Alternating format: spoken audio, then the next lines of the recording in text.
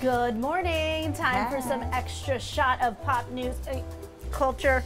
And food and I was eating in between our meeting and this. I was eating Brussels sprouts in my sandwich. Oh, yeah. So I have a little sprout hanging out. Did I inspire you with that? You did. You know what? And I went to the store looking for sprouts too. And I just want you to know. I can't find them, but I was It's, looking. it's next to where the pre-packaged lettuces are. They don't have it at Trader Joe's. Oh, really? No. I'll bring you Safeway. If you guys know, there's a Trader Joe's locally in the Sacramento area with sprouts, let me know. Add them to your wraps and sandwiches and salads. Yes. So oh, good. and you should see Dina's wrap that her hubby made for her today. Did you take a picture before you? Not this time. Gobbled it down. No, okay. Next time. Anyways, let's chat about some stories. So this first story, I don't know if you guys heard about the Pennsylvania senior, correct? He's a valedictorian of his class, steps upstage or on stage to give a speech at his high school graduation. And then school administrators, whoever's in charge, pulled the plug because he started to get, in their words, a little disruptive, and his behavior was a little disruptive. He went off script. He went off the script here. We have a clip of that moment. Take a look. Lack of a real student government, combined with the authoritative attitude that a few teachers, administrators, and board members have, prevents students from truly developing as leaders. Hopefully, this will change. Hopefully, for the sake of future students, more people in this school who do not do so already.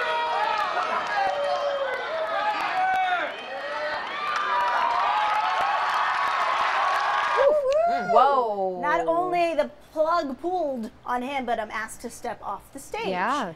A lot of controversy around this. Students, you hear them. I don't know if they're cheering him on or if that's parents hooting and hollering or if that administrators. The reaction obviously mix of all of it, yeah. And he was obviously pretty passionate, but yes, going off script caused everyone who was in charge at graduation. And let's step back and talk about graduation and that process for a second. Having been in school leadership when I was in high school, I know when it comes to graduation, because things like this and just going off script can happen, administrators are just very, very strict and very conscious about what happens. And not to say that he doesn't have his right of, freedom of speech here, but they do try to make sure that everything's good, because you're dealing with not only a lot of excited students who are ready, who have senioritis, have had senioritis for weeks, but parents who were there to witness a very, very special moment in their child's life. Were you going to say something? And I was going to say, I think you did too. Did you speak at graduation? Yeah, and I was one of the ones. Yes. Yeah, I gave a senior speech. So did I, and I remember I had to turn in my speech 2 weeks before graduation so that they could review it. I was specifically told,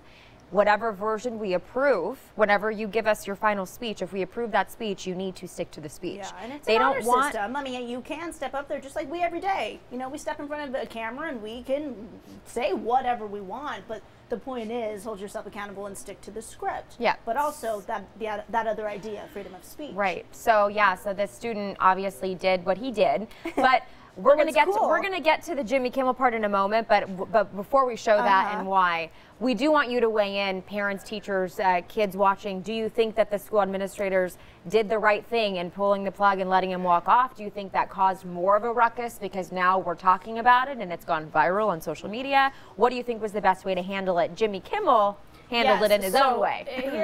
And we know Jimmy Kimmel, he is someone who steps in front of a camera every night on his nightly show, and he says what he wants to say. And is there a script for him? Absolutely, but he has a say-so in what it is that he is going to say. So he decided to give this student his platform to speak and finish the speech. Take a look at it here. Since the school wouldn't let you finish your speech at the graduation ceremony, I thought it would be nice to let you finish it on television. So go ahead and say whatever it was you're planning to say. Hopefully, for the sake of future students, more people of power within our school who do not do so already will begin to prioritize education itself, as well as the empowering of students. Because at the end of the day, it is not what we have done as Wyoming area students or athletes that will define our lives, but what we will go on to do as Wyoming area alumni. And I hope... And he goes on and finishes his speech. Is it exactly what he was going to say on that stage? I'm not sure, but it seems non-disruptive when he's saying it there. So, is anyone sounding off right now? So on I'm Facebook? looking for your comments.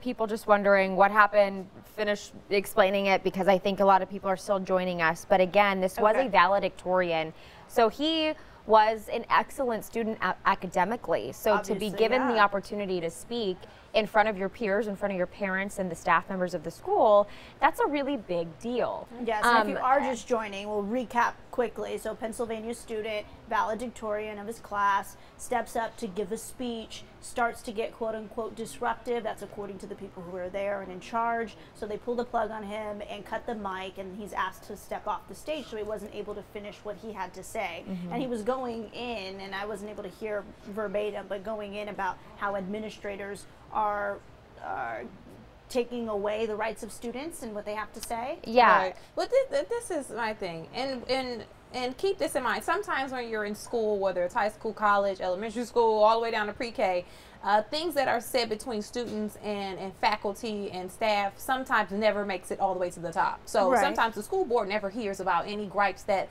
people have, anything that students feel they need to change or adjust. So I bet you, whether you agree with what he did or not, I bet you now the higher ups know what's going on, and they're actually going to look into it and take a look and to see if what he was saying or what the students were saying was actually valid. Because again, sometimes to get stuff done, you got to disrupt the system. And most things get done because there was some form of disruption. And someone took that and step. Someone took so that step. To clarify what he was referring to at the end there and why he got booted off the stage, he said, despite some of the outstanding people in our school, the lack of a real student government combined with the authoritative attitude that a few teachers, administrators, and board members have prevented students from truly developing as leaders. So we don't know what all went into that at his school, but certainly now the conversation, as you said, has been started. Yeah, it's been started. And again, because when you're in school, I don't work in school, I have friends who work in school, it's day to day, you have so many things to think about. You have the students to think about, you have their education to think about, you have the parents chiming in on the students to think about, you have what the school board wants you to do,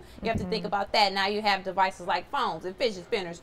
All day there's a gazillion things to worry about. So this young man's gripes, you know, they could have been valid, but the right people may have just not known about it. And again, this is just me throwing out different scenarios. And here's another side of it. I understand disrupting the system is how things get done in this country, and there's a long history of it.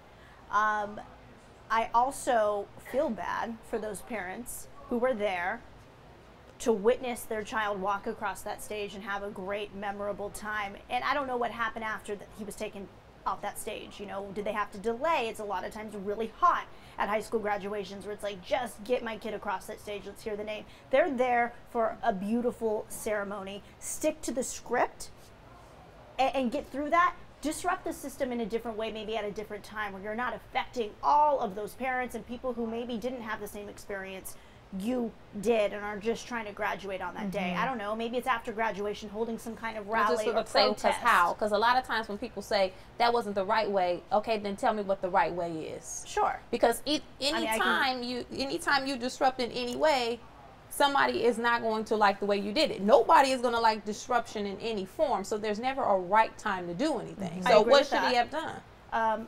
Okay, so hold a rally maybe after. I understand that could disrupt maybe the parking lot. No one wants to get stuck in a parking lot, but at least you're not holding people up at a moment where everyone's trying to receive an award, and if they're there, it's because they did well enough academically to graduate and to be able to walk across that stage. This is a pivotal moment. In my family, graduation of any kind is a very emotional moment, and a lot of people in my family didn't even make it through high school, and years later they're now just getting, you know, the ability to walk across the stage and to graduate. So I just hold that moment so sacred, and to think that someone, even though they were doing it for the better right, I imagine the next generation of students, I understand that, and I'm appreciative of that. And it took a lot of guts for that valedictorian to put his butt on the line. Yeah. I appreciate that, but I just think when it comes to graduation, to a ceremony like that, it's like, oh, don't disrupt the moment. It's such a good moment. And I'm reading reports now. If I keep looking down, it's because I want to try to get more about this. So apparently he did submit a different speech for approval